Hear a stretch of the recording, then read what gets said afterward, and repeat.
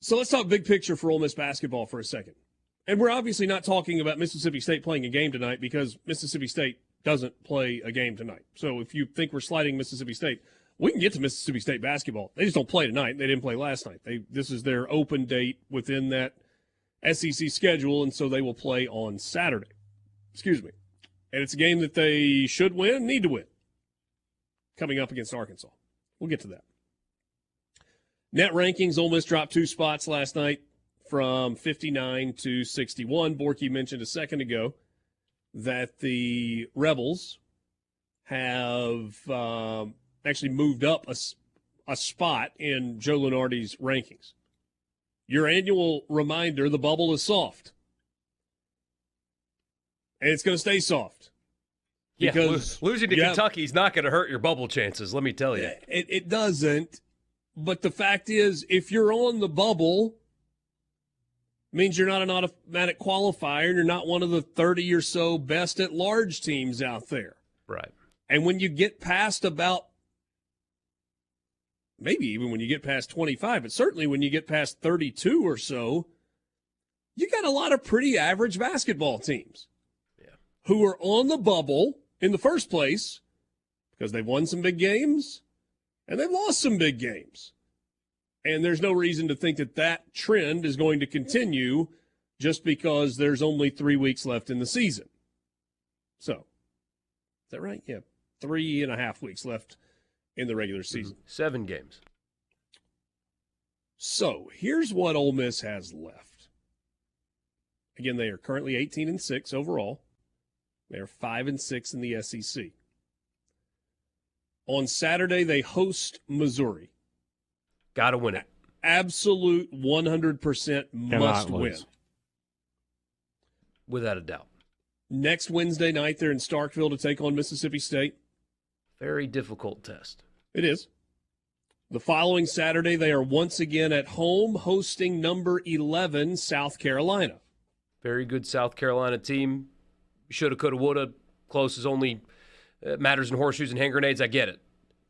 I think Ole Miss matches up pretty well with South Carolina, and I think the second half of that game gave credence to that. Weekend should be a big crowd. Ole Miss, like most people, play much better at home. A real opportunity there. Wednesday, February 28th, Ole Miss hosting number 15, Alabama. Another opportunity game. I'm just going to be honest, on paper, 2 weeks out, that feels like a terrible matchup. It's at home. Yeah. It's at home. Which helps. And that helps. And Alabama has not been perfect. We saw that this past weekend. But, oh no, they won this past weekend. Anyway, not diving too deep into a game that doesn't get played until February 28th. And then Ole Miss goes to Missouri on Saturday, March 2nd. On Tuesday, March 5th, they head to Athens to take on Georgia, and then they close out the regular season against Texas A&M. So, here's the question. How many SEC wins does Ole Miss need to get into the NCAA tournament? If they go 9-9, 7 games remaining, 4-3 the rest of the way. If they go 9-9, they are the bubbliest of bubble teams. You are sweating on Selection Sunday. Sweating. Because you're assuming 2 of those wins are Missouri, and those wins don't really help your resume at all.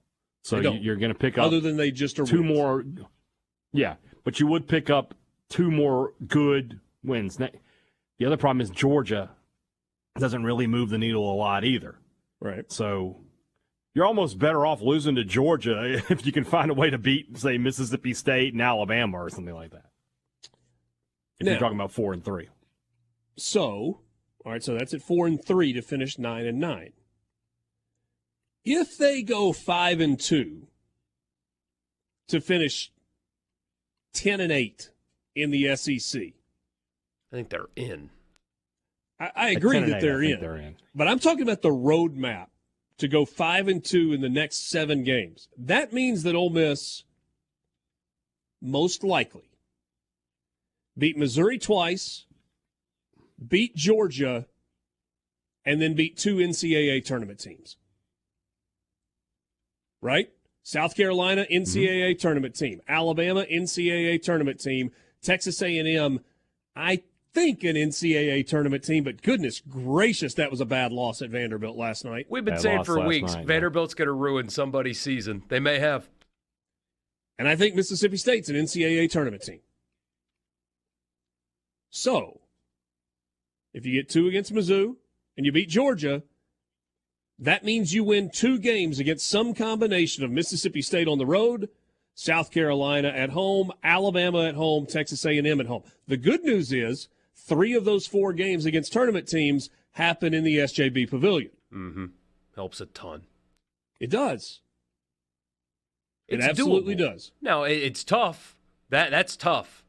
But that is certainly doable. You don't have to stretch your brain to see them getting to 5. Again, with like you said, with Missouri twice and Georgia, they only have to win 2 more games. You do not have to stretch at all to get them to win those 2 more games, to not guarantee a bid, but basically guarantee a bid. Borky, if you tell me Ole Miss goes 5-2 in its last 7 games, and you say, hey, Richard, tell me what 5 they are. I say Missouri twice, Georgia once on the road, and they beat South Carolina at home and they beat Texas A&M at home. Now, could they win against Mississippi State on the road? Absolutely. They've already beaten Mississippi State once this year. They have proven that. It's a great game. Great game. It will be an equally fantastic environment at Humphrey Coliseum for that game 1 week from today. Could they beat Alabama at home? Yeah, could. Ole Miss will have to shoot lights out in that game. You probably have to have an off-shooting night. You have to win like 99-97, something like that in that game. It would be a shootout. If you tell me that Ole Miss scores fewer than 90 points, they lose. I think you have got to have a 9 or a 1-0 in front of your score if you're going to beat Alabama, for Ole Miss anyway. I tell you, when you look at this Ole Miss season, when we get back to it, if Ole Miss is in on Selection Sunday, you got to go back to that game at Texas A&M. That is the biggest win for Ole Miss in this season thus far. Because if they don't win that game, their net right now is probably in the 70s or maybe 68 and 69. It's not. They're not there. They're not out. They're not on the bubble really. You're looking at them and you're saying, okay, you got to go 5-2 to finish out this season to do that. Coming back and winning that game has saved their season to this point. And if they don't, you're going to look at the South Carolina game where you held your opponent scoreless in the final 4 minutes and you lost by 3. You're going to look at that one because that was a huge opportunity, and you're going to look at the loss at LSU where they just played really, really poorly.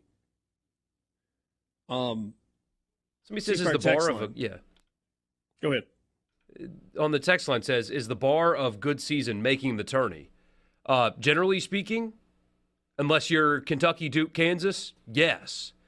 For Chris Beard in year 1 taking over a program that was what it was last year, throw a parade.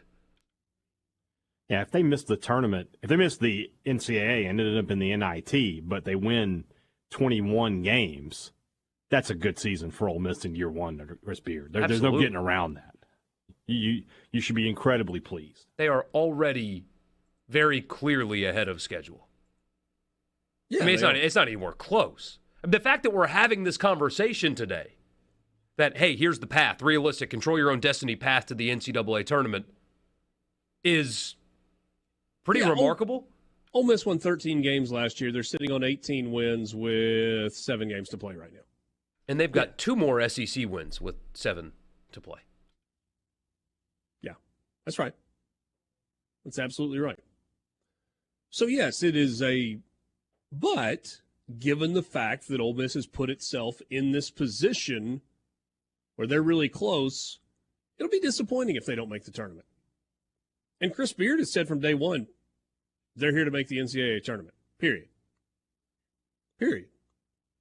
So, it's going to be a fascinating final 3.5 weeks of the season.